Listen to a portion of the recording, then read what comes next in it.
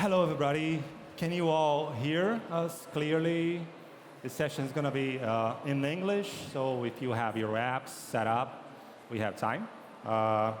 Great to be here. Great to be surrounded by fantastic professionals. We have Shelley Pursell. She leads marketing for HubSpot across Latin America. We have Natalia Yarovinska from Chernihiv, Ukraine, which is a great pleasure to have her here. She's the Chief Commercial Officer at Sendpulse. And we have Flavio Reis from Renner, from Lojas Renner. Great to have you here. So we're going to talk about agentic AI. Before we take off, let me set some common ground here for us and for the audience. Agentic AI means software that doesn't just answer questions. It takes actions, makes decisions, and runs tasks on its own. So the question we're here to answer today is it actually working in marketing? So I'm going to start off with Shelley. What's the gap between what's being sold as agentic AI and what's actually happening inside companies right now?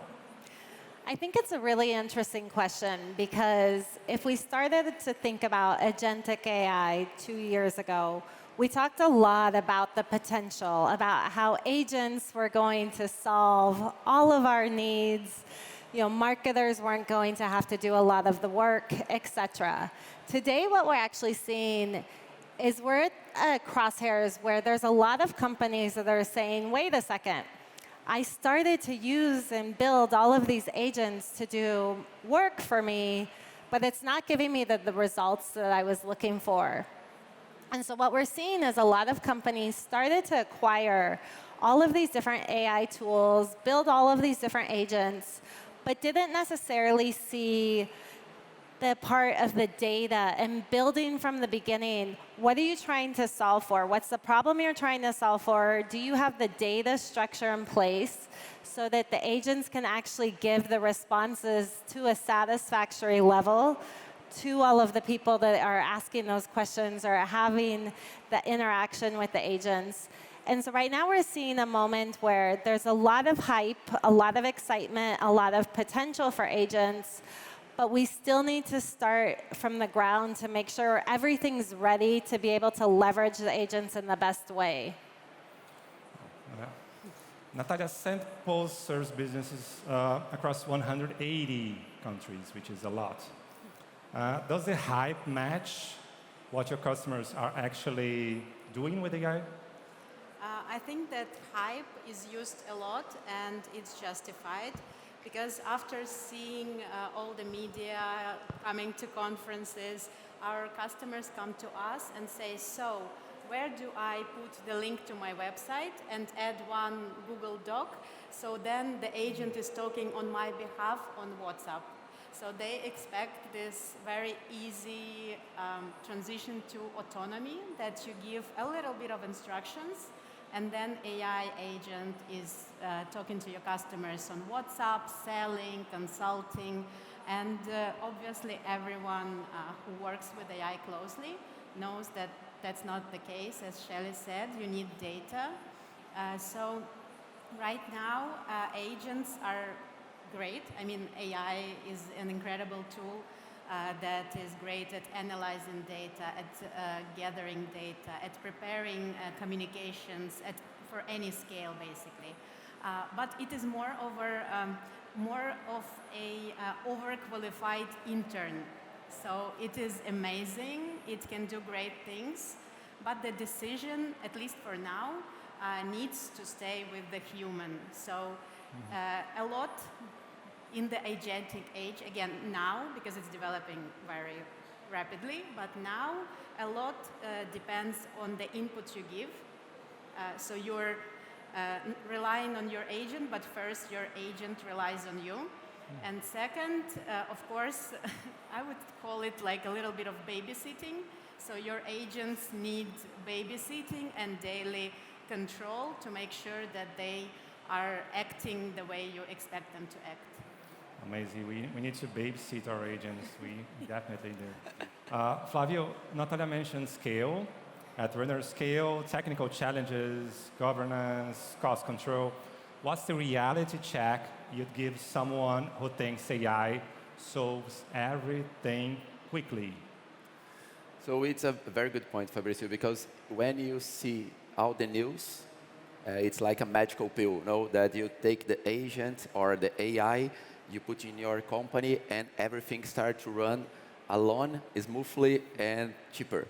And it's not the reality right now. So in our case, what we are seeing that when you have the knowledge of the business, you must choose where you can generate value applying AI, agentic, or anything that you can right now saying as the AI generation regarding the challenge that you must address or that you cannot address before. So in our case, we are a fashion brand.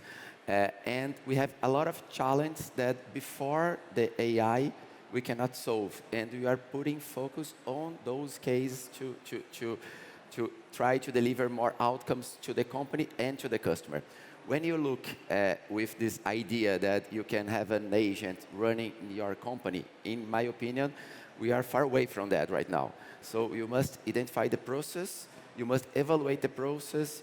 Most of the time, we must rethink the process, then you can create, for example, an agent in order to improve that process. But I totally agree with Natalia. Always with the human in the loop, at least for, in my opinion, in the coming years, with the human in the loop. So we are seeing that there is a lot of trends, a lot of hype on the market, but looking at your business and understand your process, it's where the real matter to have the difference between a good use case or just a POC that it's that not deliver value. Amazing. And could you give us one concrete example where agentic AI generating real value today, something that wasn't possible 2 years ago, for instance? Yeah, we have a few examples, but I think I can share one here. As in the fashion, you have a great challenge because you must generate a lot of content because our product is driven by desire. So your customer needs to see your product and must desire your product. No, so it's not just give some description of the product or just launch the product. You must have a lot of content. And in our case, we are a fashion brand that we create thousands of products every year. So it's hard to communicate this. And before the AI, all of our content were generated by photo shooting with live models that take many days. So if, for example, I have your outfit here, I must put in a model like you and shoot the photo. And after that, many days after that, I can put this in off-site campaigns and in my channels, so digital channels or even in the physical store. But if this blazer is very good, very nice, and sells out quickly, I need to reshoot your outfit with a different blazer or with a different apparel in order to have the content, the real content that the customer will desire and will convert. It's really hard to manage this in a fashion brand when you have thousands of products every cycle, every season be launching. So right now, of course, we still have live models. We still have real photos with real people, but I can change your outfit according to what is performing better on the campaigns or in the digital channels or according to my stock availability in seconds or minutes, not more in days. And very specifically in one category that is the kids and babies category. Every father or mother or parent here knows that it's very hard to take a good photo of a baby or of children in general. And in our case, what we are doing before the AI, we are using most of the products with like still photos, just the product on a hanger or folded, just the product. And right now, we are creating all the content for the kids and baby category with AI in a very real or realistic way of course, we say that it's AI content generated. We are all the time we say that, but we create content that real engage the customer.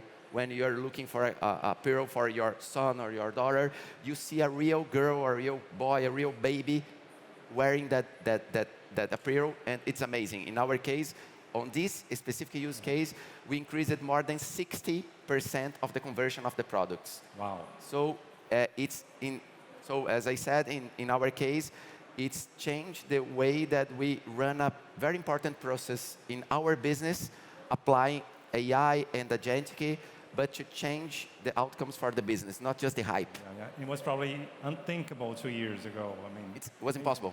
It was impossible. amazing. And Shelley, same question. Is HubSpot seeing patterns across companies?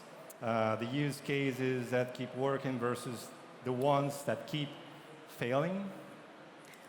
Yeah, so I think, we're a B2B company. All of our customers are selling a lot to their customers.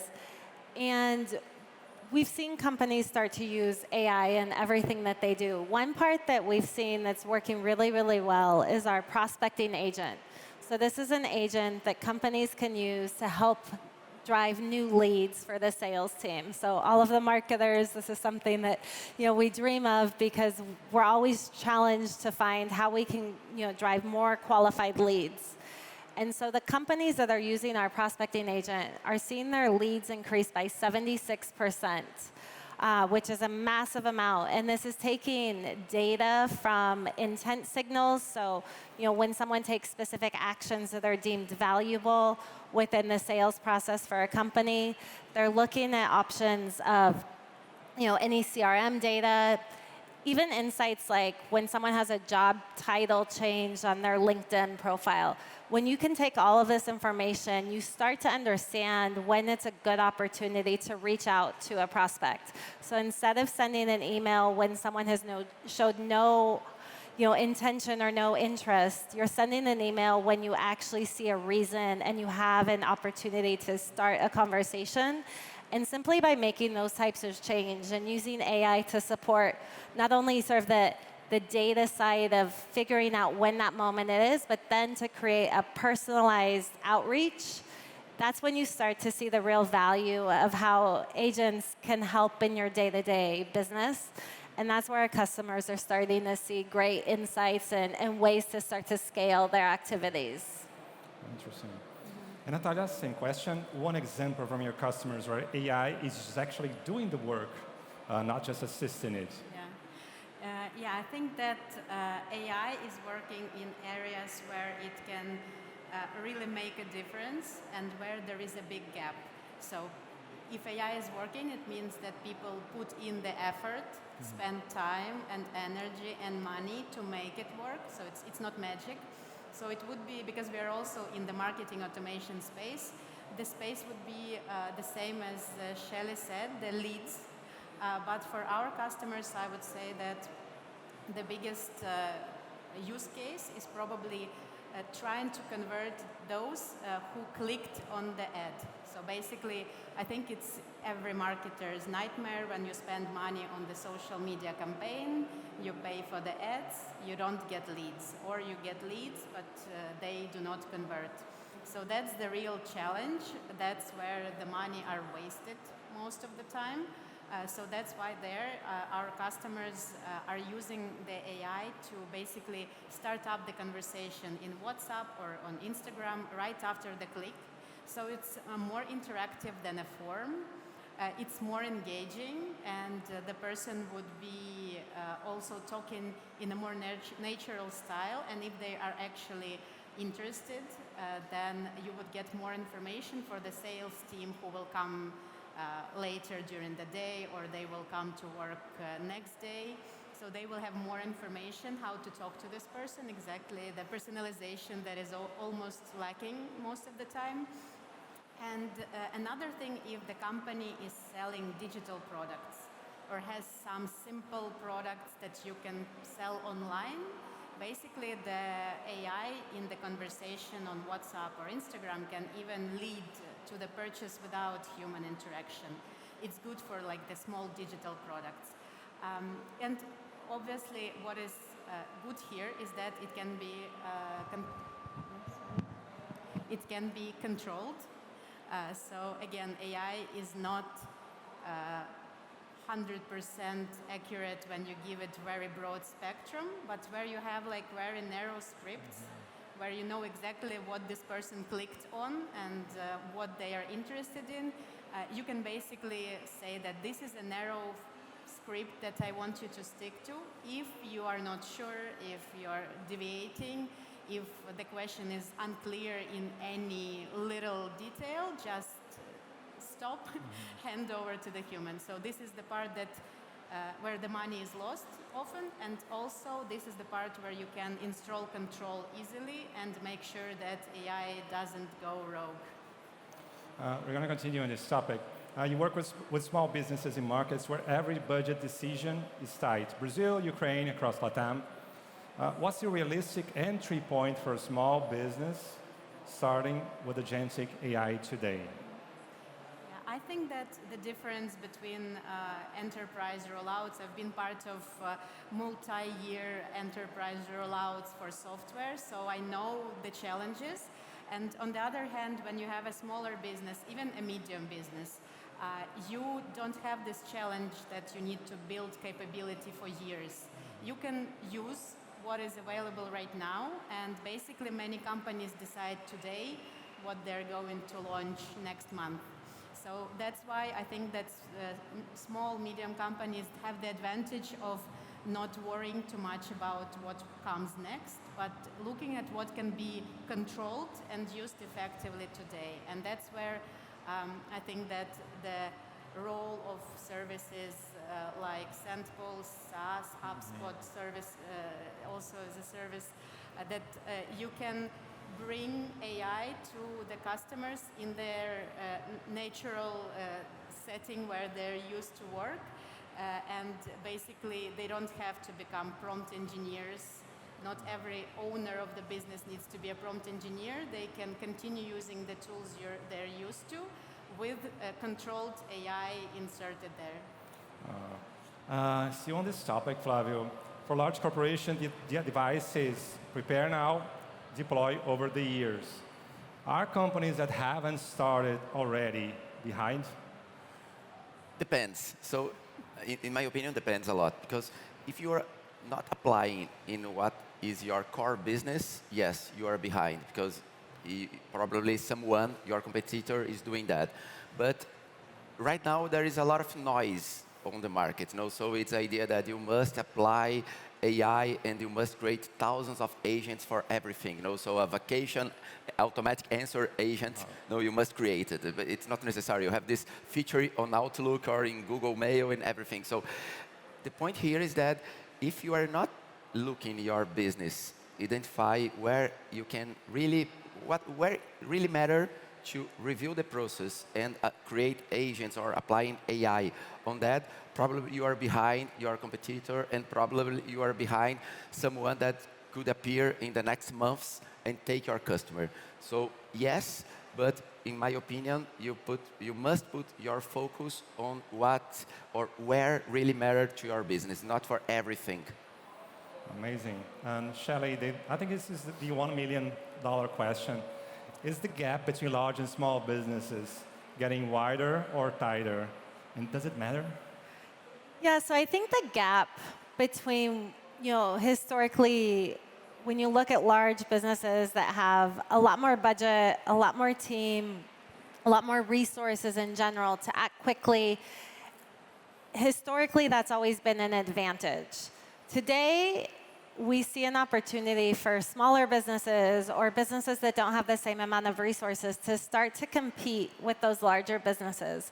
The large businesses typically have a tech stack that is very complex. The data structure is not often super organized, and so it's hard to be able to take a new AI tool that you can implement immediately and start seeing the return on investment. So I think, as Natalia mentioned, we need to see results much faster than ever before. And smaller businesses can leverage that they don't have this complex tech stack that they have to confront. and to start to really take tools within AI that can help do specific actions, start to solve specific problems, and start to see results immediately. And I think that really allows smaller businesses to start to compete in a new and innovative way with larger businesses that probably are investing more in AI, but they have a lot more internal solutions to figure out before you can start seeing that return. And so we're in a moment where, act now and you'll probably start seeing returns much quicker. Amazing. We are sharp on time, so we have time for the rounds of takeaways. And Flavio, one takeaway for the audience from Renner, from Renner. So in our case, identify where really matter to your business and measure the results. Because AI, I agree that you don't need anymore to have a great budget, but it's not cheap.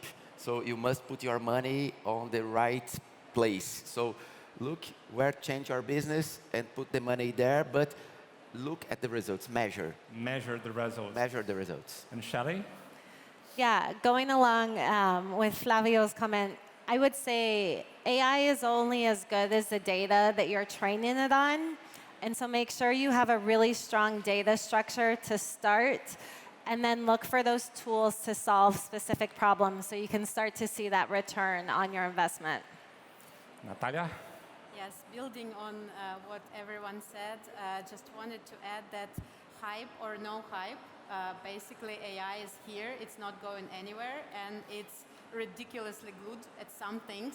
So I think that even if there is no way to apply AI for your organization in general, or maybe it's too expensive, or you don't have the resources, I think that we definitely any marketeer needs to use AI and learn AI and try to utilize it to best possible way, just to prepare for the future, basically, not to be left behind. Amazing. Well, thank you so much for being here. Muito obrigado. Thank you. Duży dziękuję. It's been a pleasure to have you here. Thank you all for your time and for your patience. I hope you had a good time. Thank you.